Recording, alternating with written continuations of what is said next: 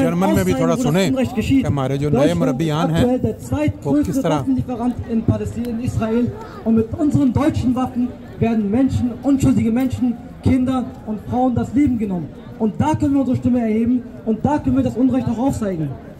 Mein Bruder hat vorhin zum Beispiel eine Statistik aufgesagt und auch verglichen. Wir müssen uns mal vorstellen, so viele Leute wie in ganz Frankfurt sind, wenn wir alle sterben würden, genau so viele Leute sind es, die in Palästina gerade umgebracht werden. Und wenn man Palästina oder den Gazastreifen auch weiter betrachtet, dann sehen wir, das ist so ein kleiner Platz, in dem die Menschen wirklich eingepfercht leben, eingeengt leben, in einer sehr großen Enge leben, über 2 Millionen Menschen in einem Gebiet, vielleicht etwa so groß wie Bremen. Und in Bremen, glaube ich, leben vielleicht 500.000 Menschen. Das heißt 4-5 Mal so viele Menschen, so dicht ist die Bevölkerung dort besiedelt. Ohne Essen, ohne Trinken, ohne Hilfsgüter jeglicher Art, ohne Hilfe, ohne Hoffnung, ohne Ziel, ohne alles. Nach dem Zweiten Weltkrieg haben wir beschlossen zu sagen, nie wieder. Nie wieder soll es auf der Welt zu einem Genozid kommen. Nie wieder sollen unschuldige Menschen aufgrund ihrer Herkunft oder ihres Glaubens getötet werden. Aber heutzutage gilt es erneut zu sagen, nie wieder. Denn eben dies, was in Deutschland mal geschah, geschieht auch jetzt vor der Weltbühne, vor unseren Augen in Palästina. Was werden wir unseren Kindern sagen? Was werden wir in 20, 30 Jahren sagen? Werden wir sagen, wir haben einfach nur weggeschaut? Oder werden wir sagen, nein, ich habe meine Stimme erhoben, ich habe das Unrecht auch angesprochen? Wir sind Zeitzeuge für einer der größten Genozide auf dieser Welt im 21. Jahrhundert. Und was machen wir? Wir schauen nur weg, wie die meisten hier einfach weg, einfach ignorieren. Ist es denn so, dass erst wenn es bei uns hier in Deutschland ist, dass wir uns dann erst darum kümmern? Trifft es uns erst dann, wenn wir es in den eigenen Wänden haben? Trifft es uns dann, wenn unsere eigene Familie da am Leiden ist? Sonst nicht? Ist das, was wir von dem deutschen Grundgesetz haben? Genau, das ist Gesetz angesprochen. Und was sagt das internationale Gesetz beispielsweise aktuell zu dem, was in Israel geschieht? Ja, genau, jeder weiß es. Das, was in Israel gerade macht, was in Palästina geschieht, das ist ein Kriegsverbrechen. Laut dem Internationalen Gerichtshof ist Netanyahu ein Kriegsverbrecher, den es zu verhaften gilt. Aber Deutschland und andere Staaten widersetzen sich dem Internationalen Gerichtshof und setzen das Recht nicht durch. Und es gilt auch, internationales Recht anzuerkennen. Wenn wir sagen, wir sind ein Staat, in welchem das Recht gilt, in dem auch das Recht zu beachten gilt, dann sollten wir doch uns auch daran halten, oder nicht? 100%. Und das ist auch unsere Aufgabe und deswegen stehen wir auch hier. Dass wir gegen dieses Genozid sprechen, dass wir gegen diese Ungerechtigkeit sprechen, dass wir gegen diesen Unheil, was jetzt gerade auf dieser Erde passiert, von dem wir Zeitzeuge sind, von dem wir unsere Generation irgendwann erzählen werden. Wir brauchen das gar nicht zu erzählen, sie werden selber wahrscheinlich noch sehen, wenn wir weiterhin nur die ganze Zeit schweigen.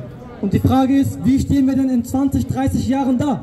Ihr stellen sich vor, ich meine, du bekommst ja auch bald eine Tochter, in 20, 30 Jahren, wenn wir vielleicht schon ein bisschen älter sind, vielleicht schon in Rente, da wird sich deine Tochter ja fragen, Papa, da ist hier was Schlimmes passiert in deiner Zeit in der Jugend. Was hast du denn da gemacht? Was wollen wir dann antworten? Ich glaube, diese Frage kann jeder für sich selbst beantworten. Jeder, der einfach nur wegschaut, jeder, der auf die Straßen gegangen ist, jeder, der seine Stimme erhoben hat, jeder kann es für sich selbst beantworten. Die wir verloren haben, für die Menschlichkeit, unsere Stimme oder für Mitgefühl. Können wir nicht noch Menschen das ändern? Was kann man? Und wir sagen hier, wir sind Menschen. Aber was zeichnet einen Menschen aus? Das ist doch eben diese Menschlichkeit. Aber in Gaza oder heutzutage, was dort passiert, da fehlt das an jeglicher Menschlichkeit. Menschen werden dort behandelt wie das Vieh. Sie werden einfach nur abgeschlachtet, getötet, Tag für Tag, Zivilisten. Unschuldige Kinder und Frauen werden in Gaza getötet. Laut einer Statistik, was wir bereits erwähnt haben, sind es 700.000 Menschen, die dort bereits getötet wurden. Meine Damen und Herren, es sind 700.000 bis jetzt. Und wenn wir nicht unsere Stimme erheben, dann werden es immer mehr. Und die Zahl steigt stetig. Jeden Tag genau dasselbe. Jeden Tag sterben Minimum 28 Kinder. Minimum. Jeden Tag sterben sie nur, weil sie Mensch sind? Nur deswegen? Haben sie denn keinen Wert? Verdienen sie es ja gar nicht hier, dass wir ihnen Aufmerksamkeit schenken? Dass wir unsere Stimme dagegen erheben? Das ist ja unabhängig davon, von wo jemand stammt. Mensch ist doch im Endeffekt Mensch. Es sind Menschen wie du und ich. Liebe Passanten, liebe Mitbürger, es sterben tagtäglich Menschen wie Sie und ich. Einfache Bürger, Zivilisten, Frauen, Kinder, Menschen, die niemandem etwas angetan haben. Und da ist das doch unsere menschliche Pflicht, aus Menschlichkeit, aus Nächstenliebe unsere Stimme zu erheben, zu sagen, nein, das, was dort geschieht, ist falsch. Unabhängig davon, wer der Täter oder wer die Opfer sind. Man sollte das Unrecht ansprechen, man sollte das Falsche ansprechen und dagegen ankämpfen. Die Menschlichkeit beachten, genau das ist das, was uns auch die Religion lehrt.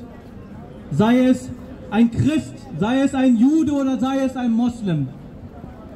Es ist eine Pflicht, dass er bei solchen Sachen, bei solchen Gräueltaten seine Stimme erhebt, für Menschlichkeit spricht, gegen das Unheil spricht. Und genau das ist das, was wir von der Religion gelehrt bekommen. Und deswegen sind wir auch heute hier und da, um mit Ihnen ins Gespräch zu kommen, um darüber aufmerksam zu machen, was für ein Unrecht gerade in Palästina geschieht.